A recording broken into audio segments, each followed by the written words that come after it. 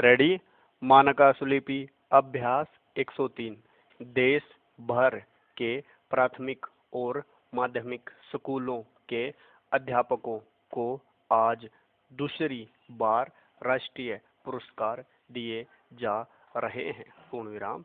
जब ये पुरस्कार पिछले साल दिए गए उस समय भी सौभाग्य से मैं उत्सव में शरीक हुआ था और मैंने उस समय उन सभी बातों को सुना जिनके कारण सरकार द्वारा इन राष्ट्रीय पुरस्कारों की परिपाटी चलाई गई। पूर्ण विराम। मुझे खुशी है कि आज भी मैं यह यहाँ उपस्थित हूँ। पूर्ण विराम। कम से कम इसके कारण मुझे अपने देश की एक महान राष्ट्रीय समस्या पर अर्थात सार्वजनिक शिक्षा तथा अध्यापकों और विद्यार्थियों के कल्याण के प्रश्न पर फिर से विचार करने का अवसर मिल रहा है। पूर्ण विराम।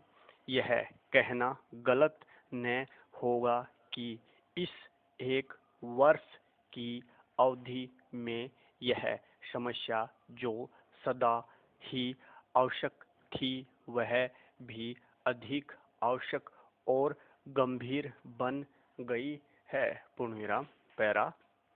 शिक्षा मंत्री आपको पहले ही बता चुके हैं कि समाज में अध्यापक की स्थिति को सुधारने के उद्देश्य से जिससे कि जनसाधारण में अध्यापक वर्ग के प्रति वही आदर की भावना पैदा हो जो गुरु तथा राष्ट्र निर्माता के प्रति होनी चाहिए। सरकार ने यह कदम उठाया। पूर्ण विराम।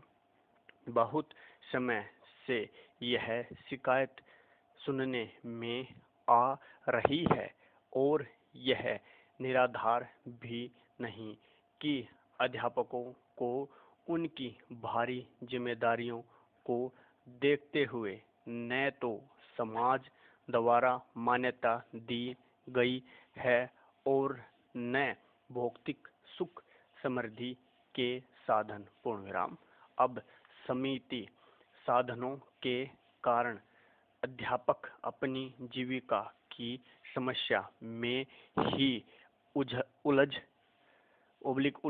रहता है और अपने कार्य को पूरे दिल से करने की न उनमें रुचि हो सकती है और न उनके पास समय ही रहता है। पूर्ण विराम।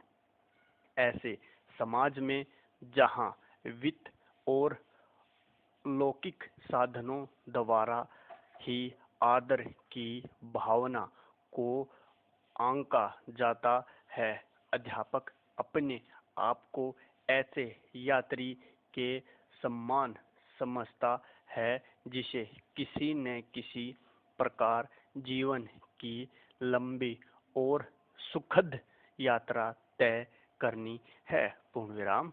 वास्तव में अध्यापक की अवस्था ऐसी दयनीय रही है कि उसे जनसाधारण की सहानुभूति ही नहीं मिली बल्कि हमारे आधुनिक समाज की अव्यवस्था का उसे सर्वोत्तम उदाहरण मान लिया गया है। पूर्ण विराम। फिर भी अध्यापक एक उत्तम वृत्ति है और इसकी उत्कृष्टता का आधार केवल अलौकिकता अथवा पुण्य की भावना न होकर इस लोक में ठोस भौतिक संपन्नता है। कौन सा ऐसा समाज होगा जिसमें बच्चों के पढ़ने लिखने की व्यवस्था संतोषजनक न हो और वह एक प्रगतिशील राष्ट्र के निर्माण का भार सह सके अथवा उसका मार्ग प्रशस्त कर सके। असंतुष्ट और अभावग्रस्त अध्यापक से यह आशा करना कि वह इस राष्ट्रीय दायित्व को वहन कर सकेगा मनुष्य से अत्यधिक आशा रखने के समान है। पूर्णविराम। उसकी वृत्ति या पैसे की सात्विकता अथवा उत्कृष्टता के नाम पर उसकी आर्थिक स्थिति में सुधार किए बिना यह अपील करना कि अध्यापक अपने काम को जी जान से करे दुराशा मात्र है। हो सकता है कुछ लोग इसे आडंबर तक कह डाले। पूर्णविराम। पैरा। अधिकारी वर्ग विशेषकर केंद्रीय शिक्षा मंत्रालय इस प्रश्न पर बराबर उस समय से ही ध्यान देता रहा है जब हम देश के भविष्य के संबंध में आयोजन करने के लिए स्वतंत्र हुए हैं। पूर्णविराम।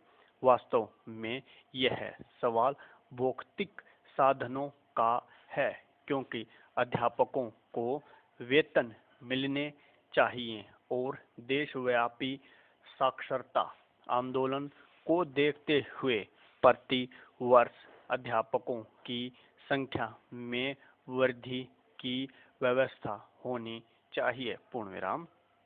मैं जानता हूँ कि बहुत से राज्यों में अध्यापकों के वेतन स्तर में सुधार हुआ है, परंतु खेद है कि अभी तक जो कुछ हुआ है वह इस रूप से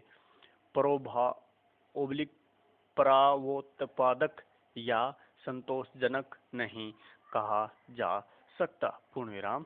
शिक्षा के मध्य में हम जितना धन दे सकें थोड़ा है। पूर्णविराम। पैरा। आज की जो दुर्भाग्यपूर्ण और सुखद अवस्था है उसके कारण विचित्र उलझने पैदा हो जाती हैं। पूर्णविराम। हम पराये अनिवार्य शिक्षा के संबंध में बहुत कुछ सुनते हैं जबकि हालत यह है कि जो लोग इस समय बच्चों को पढ़ाने के लिए उत्सुक हैं उन्हीं के पठन पाठन का प्रबंध हमारे पास नहीं। पूर्णविराम। जहाँ तक मुझे याद है किसी भी दूसरे पर्सन को लेकर दिल्ली के लोगों में इतनी उत्तेजना पैदा नहीं होती जितनी प्रतिवर्ष स्कूलों और कॉलेजों में प्रवेश के समय होती है। पूर्णविराम। इस नगर में बहुतेरे स्कूल अभी भी तंबुओं या गंदे मकानों में चल रहे हैं। पूर्णविराम। यदि नगरों की यह हालत है तो यह सहज ही कल्पना की जा सकती है कि ग्रामों में स्थिति कैसी होगी। पूर्णविराम। खैर इस आत्मविवेचना से भी काफी लाभ हुआ है। पूर्णविराम। इसके कारण अब यह महसूस किया जाने लगा है कि शिक्षा की समस्या को अधिक गंभीरता से हल करना होगा और इस दिशा में पहला काम अध्यापक की सामाजिक और आर्थिक स्थिति में सुधार होना चाहिए। पूर्णविराम। जैसा मैंने अभी कहा अध्यापकों के वेतन स्तर में सुधार हुआ है और यह प्रश्न बराबर विचारणीय विचाराधीन है। पूर्णविराम। शिक्षा मंत्रालय और राज्यों के शिक्षा विभागों को इस बात का श्रेय मिलना चाहिए कि उन्होंने इस पर्सन को अपनाया और अध्यापकों की मांगों पर बहुत ही सहानुभूति से विचार किया। पूर्णविराम। आर्थिक सहायता के अतिरिक्त जो निसंदेह बहुत आवश्यक है, अध्यापकों की सामाजिक स्थिति में सुधार करना संभव है। पूर्णविराम। इसी विचार को लेकर शिक्षा मंत्रालय ने प्रमुख और सर्वश्रेष्ठ अध्यापकों को राष्ट्रीय पुरस्कार देने की प्रथा स्थापित की। पूर्णविराम।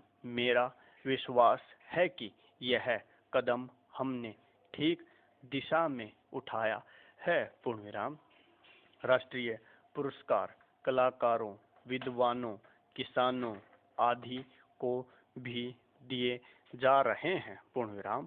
अध्यापकों को भी इस श्रेणी में शामिल करके सरकार ने समाज में अध्यापन वृत्ति का मान बढ़ाया है और अध्यापकों को आगे बढ़ाने के लिए उत्तेजना दी है। पूर्णविराम। पैरा। मैं आशा करता हूँ कि जिन लोगों को पुरस्कार मिले हैं वे दुगने उत्साह के साथ अध्यापन के कार्य में लगेंगे। पूर्णविराम। आप लोग देश के सब भागों से आए हैं। पूर्णविराम। आपने अपने उदाहरण से आप समस्त वातावरण को बदल सकते हैं और अध्यापन के काम के लिए समाज में वह स्थान पैदा कर सकते हैं जिसका वह अधिकारी है और शिक्षा की कोटि को भी ऊंचा कर सकते हैं। पूर्णविराम।